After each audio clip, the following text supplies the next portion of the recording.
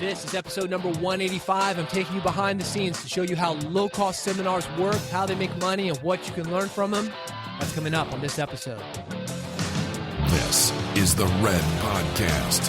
How to take your idea and make a name for yourself within your industry and beyond. Spread your message. Attract a following. Rise above the noise. Here's your host, David Hooper. If you're on any kind of mailing list related to entrepreneurship, opportunity seeking, stock market picking, real estate investing, this can happen easier than you think. It can happen if you subscribe to magazines like Success, Entrepreneur, Inc., newspapers like the Wall Street Journal. If you're on those kind of lists, and once they get sold, they get resold, they get reused, you've probably gotten a card in the mail offering you a free event, free seminar. It usually takes place at a hotel, maybe an airport hotel. When you attend, you get a free gift, fake iPod, and they're very clever. They make it look like a real iPod. They offer you a free meal, a gift certificate, sometimes all of the above. And the topics of these seminars, they're usually pretty general. Go for the general opportunity market, try to catch everybody since they have such a wide net that they're trying to pull from. It's eBay, it's make money on the internet, it's make money selling on Amazon, stock market picks, real estate investing with no money down, flipping houses, that kind of thing. Sometimes it's a pure motivational seminar, and these usually roll into town. You'll see big billboards, full-page ads, radio advertising. They'll allow you to come for $5, maybe $10, but if you bring the whole office, $20. Sometimes they'll let you come for free. In the whole office, if you want to bring everybody in your office, just $10 for everybody. How do they make money? That's what I'm going to be talking about. This is the Red Podcast. The subject of this episode, the Pitch Fest. If you're a blogger, you're a podcaster, a speaker, marketer, you're a nonfiction author or entrepreneur, this is the podcast for you. I talk about book publishing, podcasting, speaking, and other marketing elements of your business that you must master to make a name for yourself. The focus is how to take your idea, spread it, and make money with it. And the subject of this episode, the Pitch Fest. I go to these things all the time. Actually, I go to any kind of pitch that I can. If it's a multi-level marketing meeting, a network marketing meeting, I love those things. If I'm ever in an amusement park type situation, a state fair, a flea market, stop and watch those guys. I've been doing this since I was a kid. My parents, when I was little, had a tombstone art business. They would literally sell tombstones to people who wanted to use them as art. And these were like old tombstones, like the kind you would find up in New England and Boston, 1700s, 1800s. These were old tombstones that somehow caught on as art, and my parents had a tombstone art business, and a lot of their business was done via swap meets, flea markets. There was one every month in Nashville when I was growing up, and I pretty much would go to that every time it happened here, every month. And while they were taking care of business, running things, I would wander off and I would watch these pitchmen. And these guys were selling knives.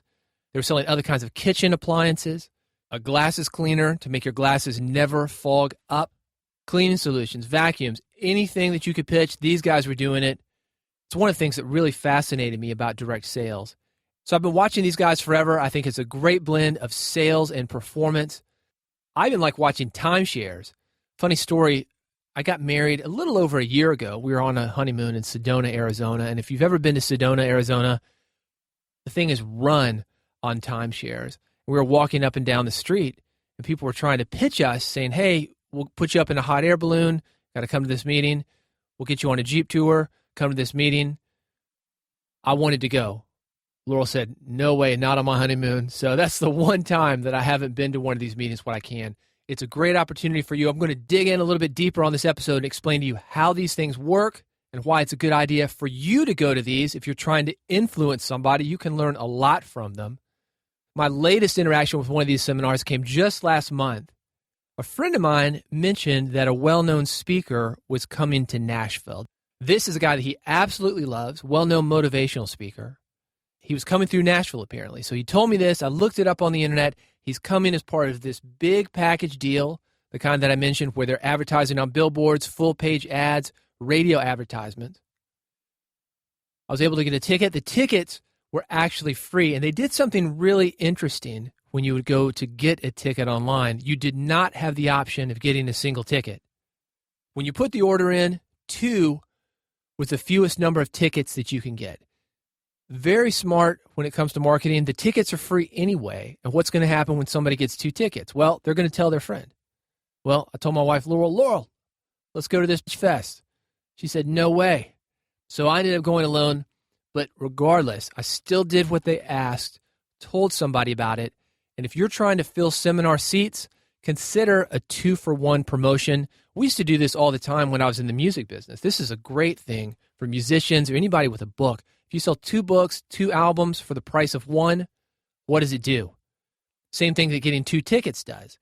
It puts a book in the hand of the person that you want, gives them an extra copy so they can go out and tell a friend about it. Then those 2 people can experience the book together.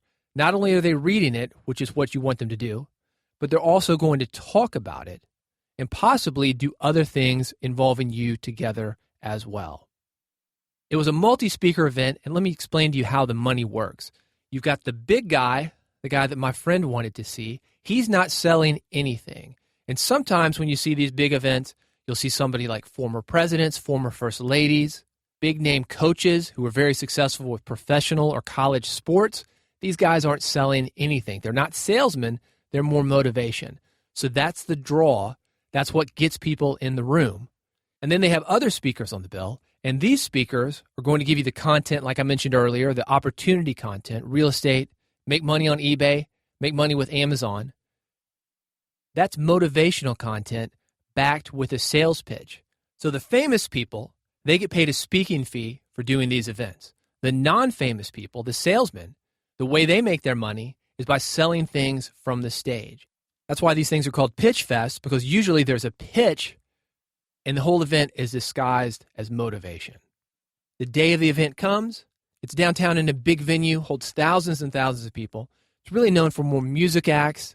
It's more for sporting events, that kind of thing. When these events are not in hotel rooms, when they think they're going to bring more people in, sometimes you'll see that. Go downtown.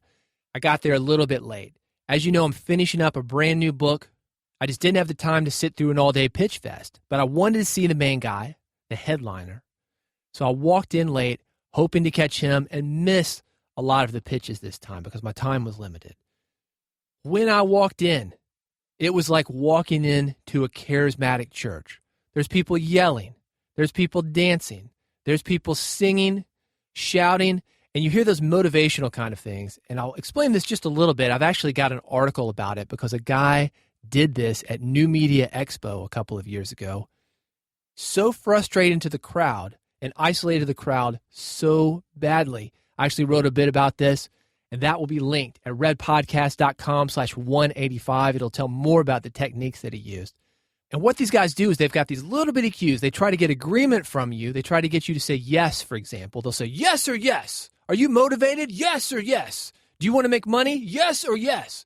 You start saying yes, and it's what I call the yes ladder. They try to get you with things that you can agree to that everybody's going to agree to, such as, do you want to make money? Yes or yes. Keep pounding that yes in your head, and eventually at the end, there's a sales pitch. Are you ready to buy this? Yes, and that's how they do it. So it's a lot like a charismatic church with that level of energy. It's getting you fired up. There's a whole lot of smoke, but really very little substance. There's also some tricks, and it's not like snake handling, but sometimes you'll see some party tricks, walking across coals, fire swallowing. That's actually what happened at the New Media Expo speech. And if you've ever seen this, this is fascinating. Bringing somebody out of the audience, making them swallow fire on stage. redpodcast.com/185 if you want the link to the article where I explain what happened at New Media Expo, why people were mad, but why this can be a very great learning experience if you ever are at an event and do see something like this. Who wouldn't want to see fire swallowing? Who wouldn't want to participate in fire swallowing, have video, have photos of that? Pitch fest or not, it's a cool thing that you can participate in sometimes at these things. Certainly a Facebook moment as well. So I'm walking in. It's the charismatic church. They're doing the snake handling thing. Yes or yes. Everybody's yelling, clapping, high energy. Then that's when the pitch starts. The pitches, I'm going to go through the basic topics that I saw there. eBay. selling on Amazon, memory improvement, how to remember names, vocabulary improvement, just general things that most business owners would want to improve on. And they can make this seem very fun and exciting. One of the things that I noticed that they were doing, if you remember, they get a lot of these lists from opportunity seekers. They get lists from multi-level marketing companies. And they were pitching to the people that were involved with network marketing or multi-level marketing. Now, there's some synergy there because somebody who's trying to get motivated, somebody's trying to learn business advice, and they're free in the middle of the day, they're also going for home businesses. They're going for the internet businesses. They're going for network marketing.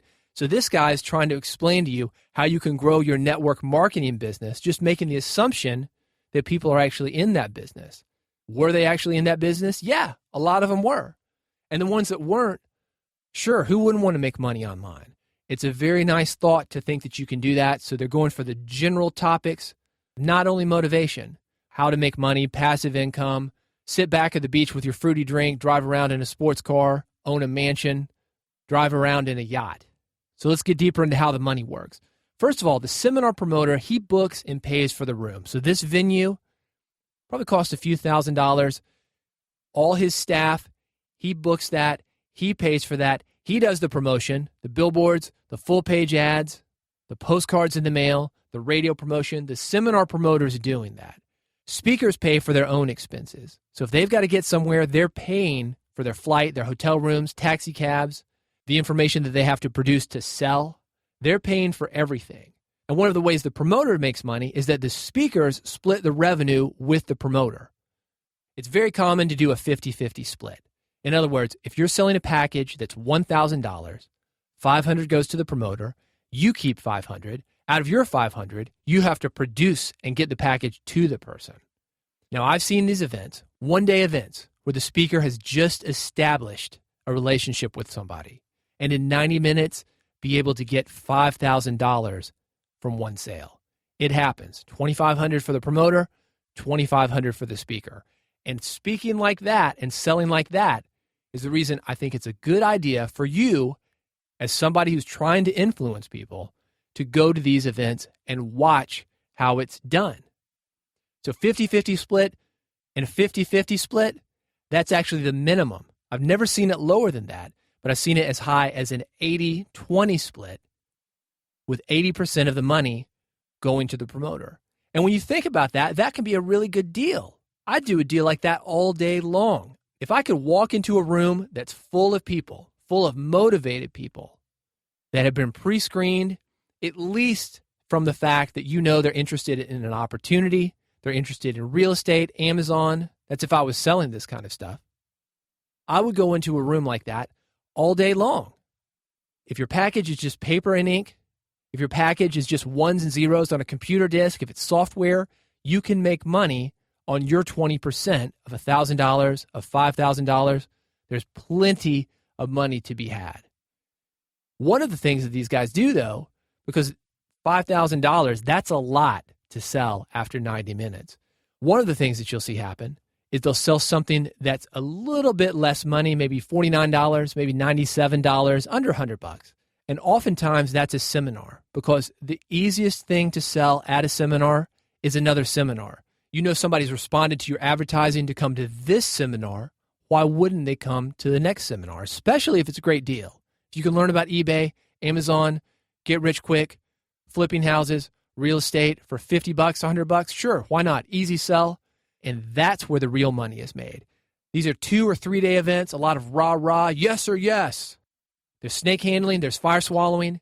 And at that second seminar, at the end of those 2 or 3 days, when you've got a relationship with the customer, it's easier to sell a high-ticket item. That's when you get into the continuity. That's when you get into the $5,000, $10,000 seminars, the coaching, the monthly events, the monthly conference calls. Seminar promoter also gets a piece of that. So this is a long-term play. If you looked at the numbers that day, these seminar promoters are probably losing money. It takes a lot of money to advertise these things. It takes a lot of money to book a venue, to bring people in, travel expenses, hotel, airfare, administrative work. And if you added up all the numbers, if the numbers just stopped there at the end of these one-day seminars, these guys are probably losing money. This is another great lesson of why you should go. These guys are comfortable losing money on the front end. They know if they can get a certain amount of people in, let's say 1,000 people, and have a certain percentage of those people spend a certain amount of money, and this stuff works like clockwork, whether they're in Nashville, Chunky, Mississippi, Enterprise, Alabama, New York City, or Los Angeles, California. Once they get their system down, they can start working these numbers, knowing how much they can put into advertising, knowing how much they can put into venues, how much for travel, staffing, administration. That's where the money is made. Something very interesting about this particular seminar, and I'm not going to name this particular seminar. You can look them up. It's easy to find. But my purpose in mentioning them is to tell you why I think that you should go, not to call them out or anything. But something interesting, it's a religious element. There's a session in the middle of the day that's religious content. You don't know about this when you're going. You think it's just business. You think it's just motivation. But think about like a Joel Osteen type coming out on stage, giving you motivation, but also backing that up with biblical references and other religious content. And here is why this is interesting and why I mentioned this. Because this business, due to that kind of content being delivered in the middle, is considered a ministry. You want to talk about how the numbers work? Well, what happens when you're a ministry? It helps with taxes. Churches don't pay taxes. Also, cheap postage. It's like nonprofit postage. You can cut down big time on your direct mail cost when you're getting lower postage fees. So think about that. That's another interesting reason for you to go to one of these kind of seminars, especially this particular one. Not all of these seminars have a religious element, but it's very, very clever in the way that they do that, possibly just to save money. Now, they may be authentic in their desire for you to have a holy life or come to Jesus or whatever it is that they're trying to do with the religious content that they have in the middle of this. But I've talked to a few people about this who say, no, that's just a money grab. Interesting to watch, regardless of how you feel about religion. So my recommendation to you, absolutely go to something like this. Absolutely. If you've never been, take the whole day off. If you're like me, you had other things going on, drop in. Drop in, even if it's just part of it, to see what these guys do. It's fascinating. They have excellent speakers. Very motivational, high energy. A lot of the stuff that they do from stage, you can learn from in your own presentations. They're great salesmen. And even if you're not speaking from stage and need to sell from stage, it's going to help you sell by phone. It's going to help you sell by webinar. It's going to help you sell with your written content, your podcast, your book. Great salesmen. Also, there's an excellent opportunity for you to talk to people in the audience. This is where a lot of your information is going to be learned. And ask them, what got you here? Why did you fight traffic, take a day off work, come down here to get in this room with all these other people? What was your motivation? That's going to tell you a lot, especially if you're doing live events. It is difficult. I've done live events. I had a huge music conference. Thousands of people coming every year to Nashville. The event lasted an entire week. It is very difficult to get people on a plane, get them to book a hotel, get them to pay for tickets, take time off work. Even if they're self-employed, take time off their own businesses and get them to your live events. You can ask these people, what brought you here? What motivated you to come to this event? That alone is worth your time going down there. You have these opportunities all the time. We've all had friends who are in network marketing, multi-level marketing. Go to those meetings with your friends. Watch how they try to motivate people to get involved with multi-level marketing.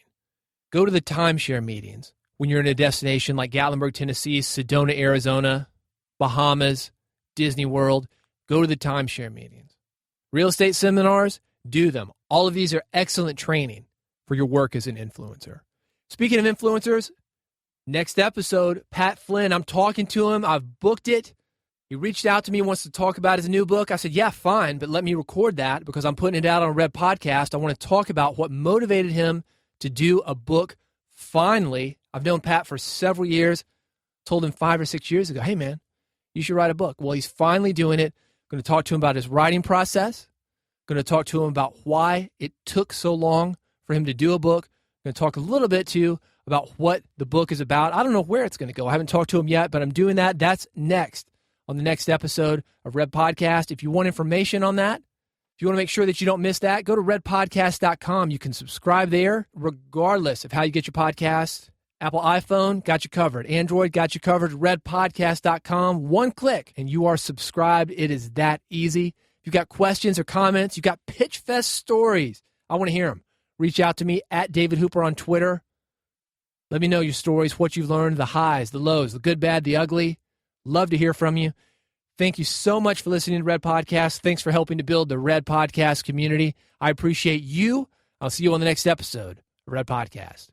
You've been listening to Red Podcast, Real Entrepreneur Development. Subscribe today using iTunes, Stitcher, or via RSS at redpodcast.com.